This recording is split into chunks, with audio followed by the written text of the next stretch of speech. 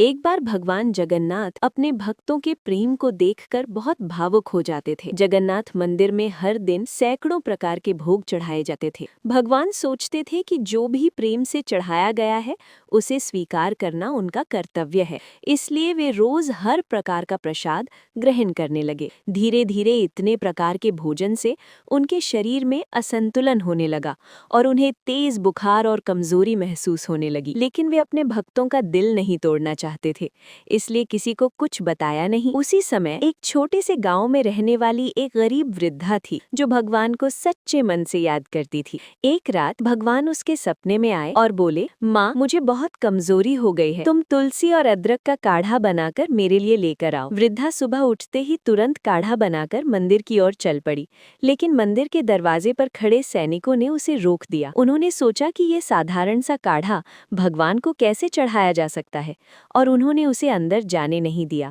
वृद्धा दुखी होकर लौट आई, लेकिन उसका विश्वास नहीं टूटा। वो घर आकर भगवान के लिए प्रार्थना करती रही। उसी रात भगवान जगन्नाथ उस राज्य के राजा के सपने में प्रकट हुए और बोले, मेरी एक माँ मेरे लिए औषधि लेकर आई थी, लेकिन तुम्हारे लोगों ने उसे रोक दिया।